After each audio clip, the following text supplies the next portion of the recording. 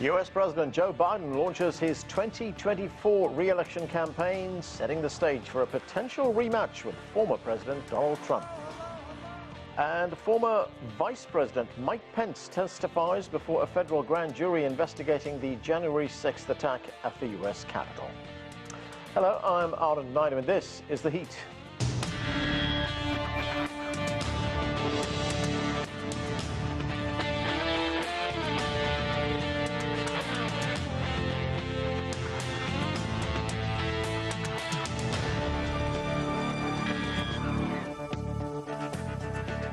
It's been a busy week in U.S. politics. U.S. President Joe Biden officially announced his re-election campaign for 2024. Biden will have to convince voters his record merits another 4 years, and his age won't impact his ability to lead. At 80, Biden is currently the oldest serving president. Former Vice President Mike Pence testified before a federal grand jury investigating efforts by former President Donald Trump to overturn the 2020 presidential election. And the Republican-led U.S. House of Representatives passed a debt limit bill in what is expected to be a showdown over government spending. The United States must raise the debt limit in order to avoid defaulting on its loans. U.S. Treasury Secretary Janet Yellen spoke about the importance of Congress taking action. Since 1789, the United States has always paid its bills on time, and it must continue to do so. In my assessment and those of economists across the board, a default on our debt would trigger an economic and financial catastrophe. For more on those stories from Washington, D.C., let's bring in our panel. Joining us is Eleanor Clift. She's a political columnist for the Daily Beast and has covered every presidential campaign since 1976. Also with us, Malik Abdul is a Republican political strategist and radio host. Douglas Sloan is Principal and Senior Political Analyst at National Capital Strategy Group. And Bill Crane is a political analyst and columnist. He joins us from Georgia. Thank you, everyone, for being with us. Bill Crane, let's start with those legal challenges that former President Donald Trump is facing right now. As I just mentioned, the former Vice President, his Vice President, Mike Pence, testified before a grand jury about events leading up to January 6th, and as we understand it, he testified for something like 5 hours. What does this mean for former President Donald Trump? I mean, could it be damaging to his bid to run in 2024? In the general election, certainly, but in a Republican primary, where a certain percentage of the voters, somewhere between 30 to 35% in a Republican primary election, are still with Donald Trump, and he polls even higher than that among general Republicans, it doesn't necessarily hurt him if or until he receives a conviction. All of the indictments, all of the multiple charges against him, all the grand jury investigations, the tax charges, the guilty pleas by his employees have not pierced Donald Trump's sort of invincibility among a limited number of Republicans. However, I don't believe he'll be the nominee eventually, and I think he is not possible to be reelected as a nominee for the Republicans in the general election against Joe Biden or whomever else the Democrats put up. Bill, here's where it gets a little bit complex. Now, Mike Pence himself is also considering a run for president in 2024. But given what's going on right now, and as you just point out, the former president's influence in the Republican Party, what does this mean for Pence's presidential bid? He's in the shadows, but so are all of the other Republican potential contenders, with the possible exception, though he's had a bumpy couple of weeks himself, of Ron DeSantis, the governor of Florida, does tend to break away from the pack, including Vice President Pence, when you survey among likely Republican voters who they look to. There's some strong candidates in that field. Former South Carolina Governor and UN Ambassador Nikki Haley, United States Senator Tim Scott of South Carolina, the former Vice President Mike Pence, potentially others who kind of have indicated they're going to stay on the sidelines, like former U.S. Secretary of State. So the GOP will have a broad field. Whether or not they have debates, it's something else we might want to touch on tonight. But right now, it is Donald Trump's nomination to lose and a general election that I would expect he would lose. Malik Abdul, as I mentioned, President Trump is facing a host of legal challenges. I mean, if we look at it, he's facing criminal charges in New York, investigations by federal and local state prosecutors. He's also facing a civil trial in allegations of rape. I mean, he is doing well in the polls. He's far ahead right now as far as the nomination battle is concerned. But is he the right candidate for the Republicans for 2024? So I don't think that these particular convictions, in fact, not convictions. Donald Trump has been indicted in New York. We have the case in Georgia. We have the special counsel investigation until January 6th. It's a very historic and momentous occasion that Mike Pence ended up having to testify in reference to the, I believe it is momentous that Mike Pence had to actually testify this week, but I don't think that it's something that's going to ultimately impact Donald Trump. I do agree that the primary is definitely Donald Trump's primary to lose, but I also think that this election probably will end up being similar to 2016.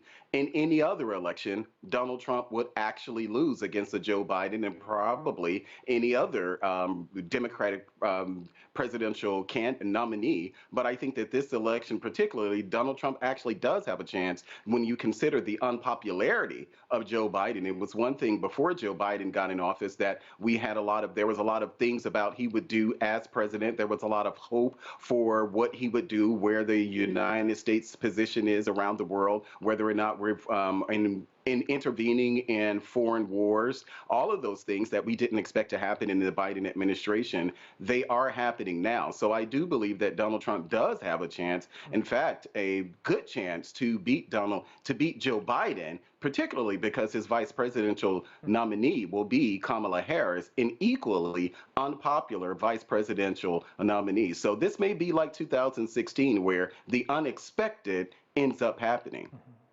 But Malik, what if Donald Trump is convicted on one of those charges? I mean, is character going to trump policy when it comes to the general election? Well, when it comes to Donald Trump, character has been on the ballot when it comes to him. That was in 2020, 2016, and in the midterms in 2020. The issue of Donald Trump and his character will forever be on the ballot as long as he runs for office. This may be, I'm sure, his last time running, but that will always be on the ballot. If he's convicted, of course, anything can happen. If he's convicted, prognosticators on both sides of the aisle do not believe that the case in New York is a very strong case against him, whether or not he's ultimately indicted for some type of records violation for the raid at Mar-a-Lago, the classified document scandal, or if he's held liable for what happened in Georgia, the electioneering, the intervening in the election in Georgia. We don't know, but if he is convicted, I'm pretty sure that for any voter, whether that's Republicans or independents or Democrats, that conviction will surely weigh heavily until their decision to vote for Donald Trump or not. Yeah. I just don't think that we're going to get those actual convictions. Eleanor, let's look at what's going on the Democrat side. Well, President Biden has made it official. He will be running for re-election in 2024. I mean, there have been questions raised about his age, but let's listen to how he responded to those concerns. Let's watch. I can't even say the number. It doesn't register with me. And but the only thing I can say is that one of the things that people are going to find out, they're going to see a race, and they're going to judge whether or not I have it or don't have it. I respect them taking a hard look at it. I take a hard look at it as well. I took a hard look at it before I decided to run. And I feel good. I feel excited about the prospects. Eleanor, the majority of the country, according to polls we've seen recently, don't want President Biden to run again for election in 2024. And even a majority in the Democrat Party, his party, say they don't want him to run. So is that a smart decision by the president? Oh, I think he's the person who could win probably quite easily if Trump is the nominee. The difference between 2016 and 2024 for Donald Trump, he only won with 43% of the vote in 2016. It was a vote that was decided in the Electoral College by some 78,000 people in 3 Midwestern states, about as many people as you put into a football stadium. And 2020, he's going to have a hard time assembling that same coalition that brought him victory in 2016 because he has alienated women in the suburbs. Certainly, the Republican Party has in terms of the party's position on abortion. And then the character issue with the president is on trial, as you mentioned, for rape. And women don't like him. and women are a very majority force, really, in this country. So I don't see how he can duplicate his victory. As for President Biden, his instincts seem really good. He won in 2020 after a very slow start in the primaries, and all of a sudden his centrism, his bipartisanship kind of came through, and he won the middle. He won the independents, which are a critical slice of voters in this country. And his announcement video is reclaiming the word and the concept of freedom, which is something that the Republicans have run out on traditionally, but now they're banning books, and they want to take away a constitutional right to abortion. And so the cultural issues are now favoring the Democrats, which is a change of turn as well. And Kamala Harris, people think, or people say, critics say, she's not a strong vice presidential contender. She hasn't really filled the job. I think the Democrats are ready for that fight. I think you're going to see more of her out there. And, you know, she represents the future. And a lot of young people in this country look to her as a role model. And mobilizing young vote in this country is really critical to Biden's reelection. You don't find too many young people who are Trump supporters, and he is going to have to, I think, retailor his campaign away from the grievances that he was somehow cheated out of a second term that he didn't win, to find his vision for the future. Right now, he draws a very draconian picture of the future, and that isn't an accurate picture of America today.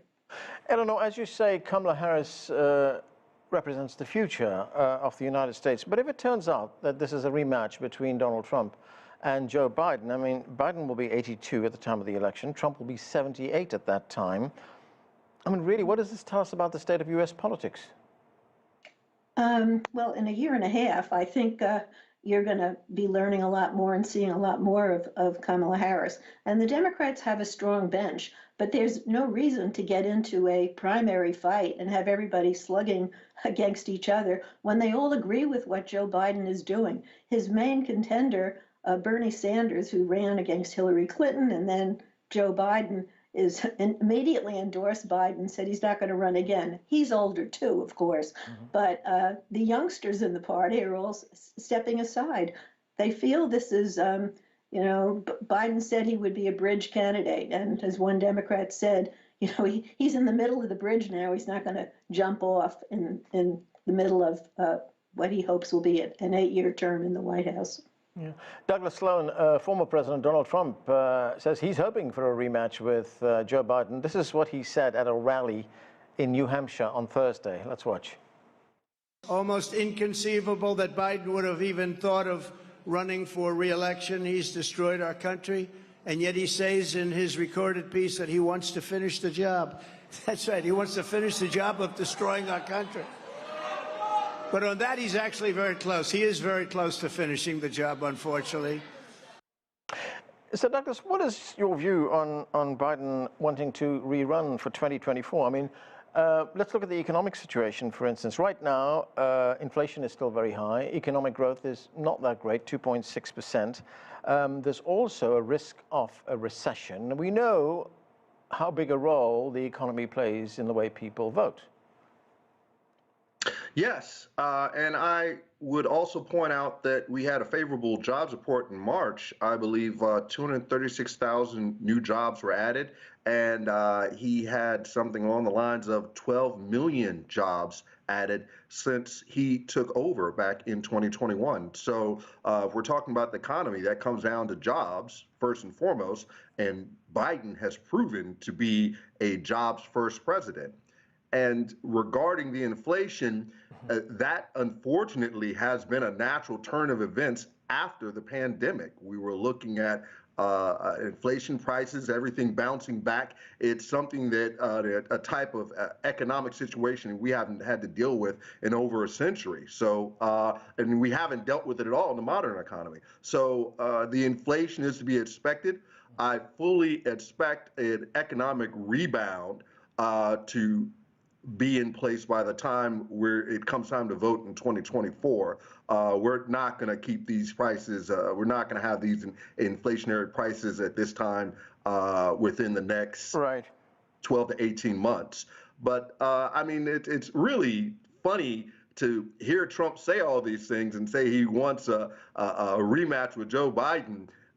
You know, things have only gotten worse for Trump. We are looking at 4 indictments. He's currently dealing with a rape allegation of E. Jean Carroll.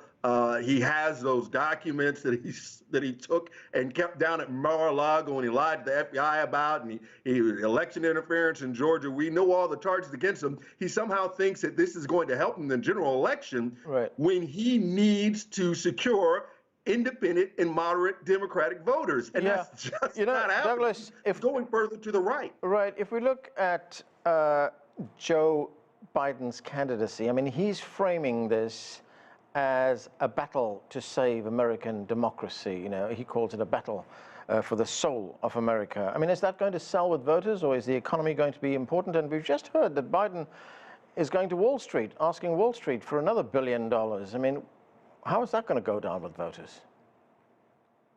Well, again, like I said, the economy will have changed by the time it comes, well, by the time we all go to the ballot in November of 2024. So we're not going to be looking at the same economic conditions. Again, Biden has been a jobs president, so we have new jobs coming in. And, you know, if Biden were going toe-to-toe with another Republican candidate, I might be a little concerned. But he is literally going against the worst possible candidate that the Republicans can put up in a general election that they have on the board.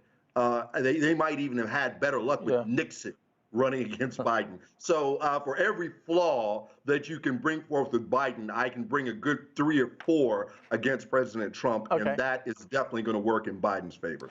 Right. Bill Crane, one of the other possible contenders for the Republican nomination, of course, is the Florida governor, Ron DeSantis. At the moment, he's sort of burnishing his foreign policy credentials. He's been in South Korea, he's been in the United Kingdom, he's been in Israel as well. He's got a pretty good war chest, something like $110 million by one count. How do you rate his chances?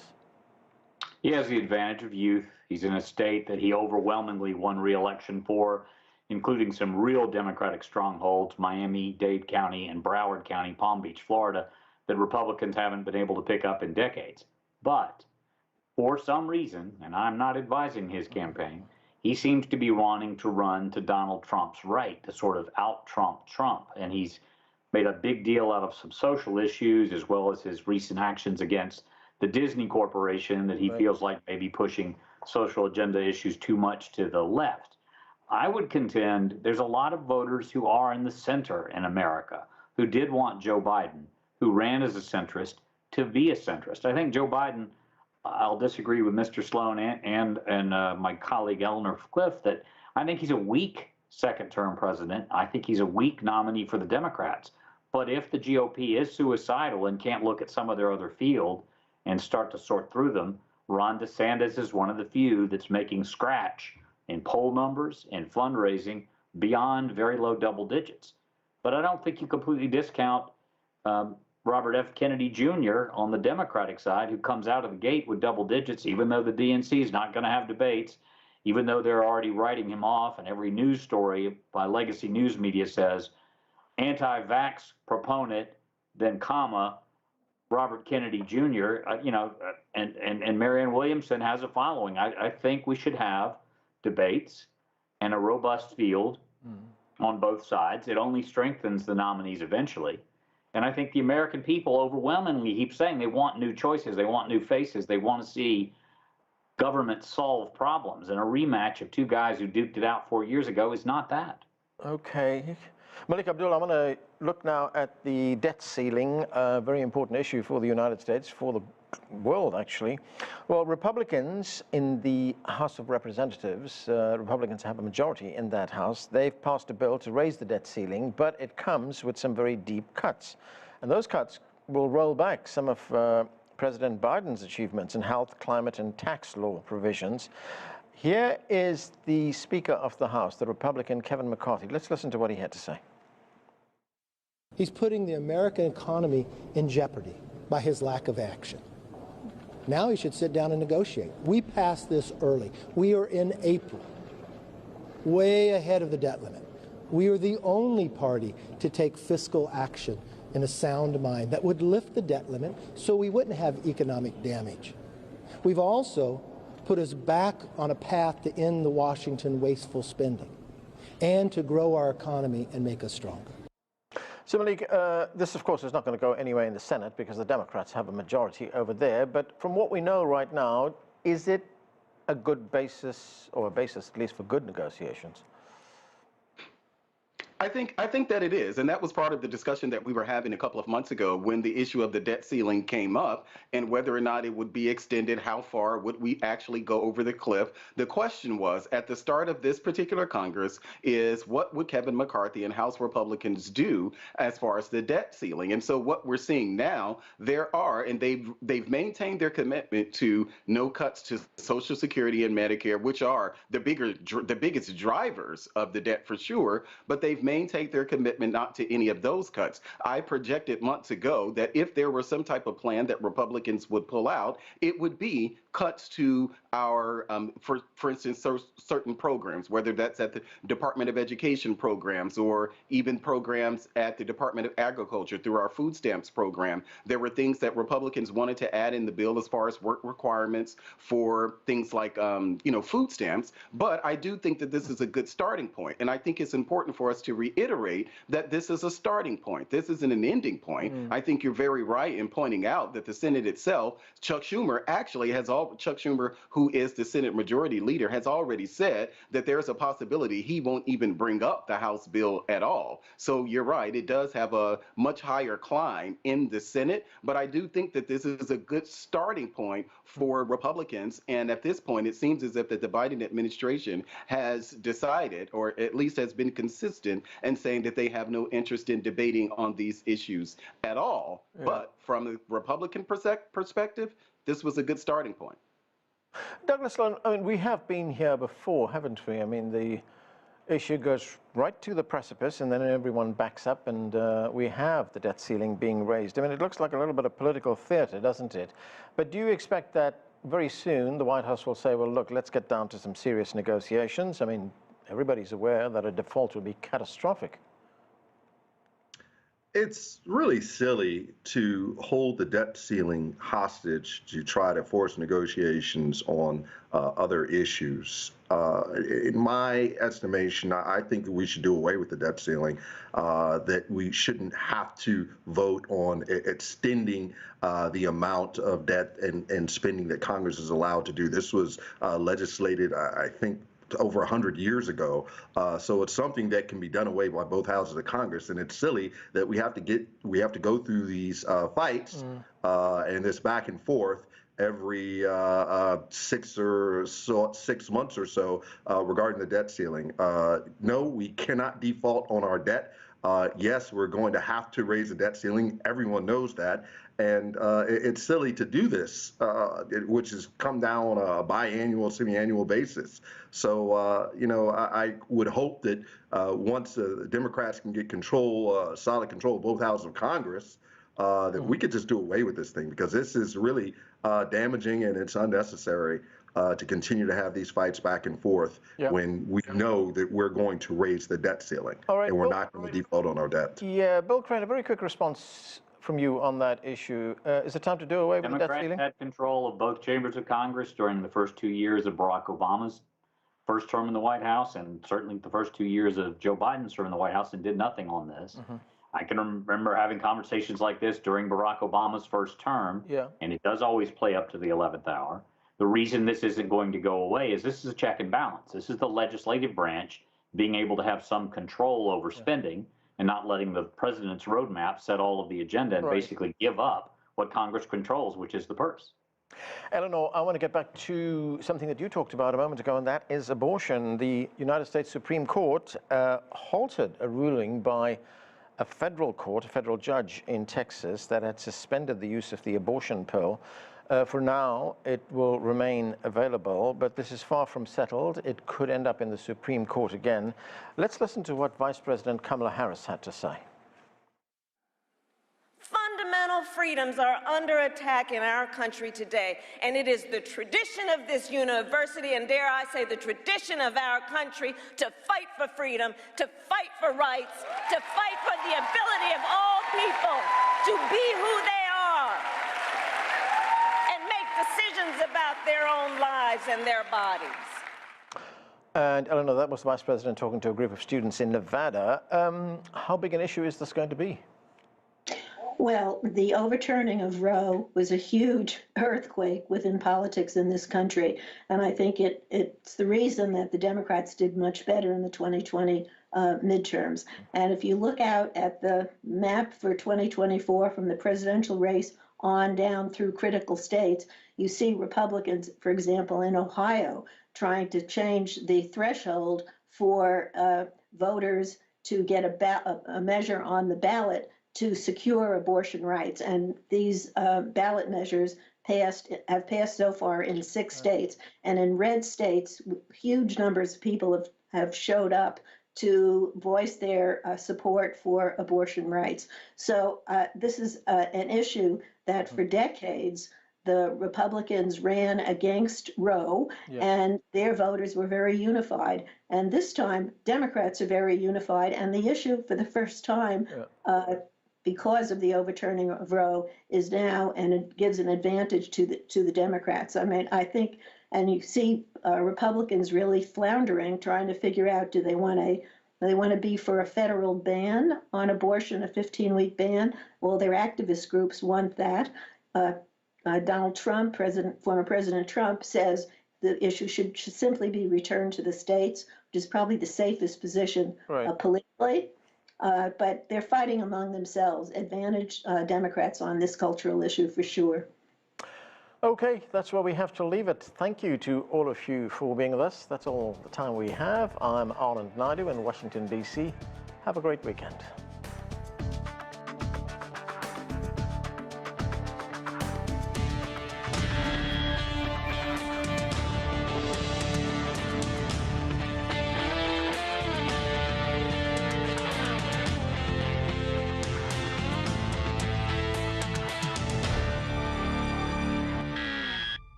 The nature of business is to bring value. Business activities in Europe, Asia, and the U.S. reach consumers globally. Trade, manufacturing, energy, high-tech, real estate, consumption. We give an expanded view on global business and how it covers, influences, or relates to the whole world.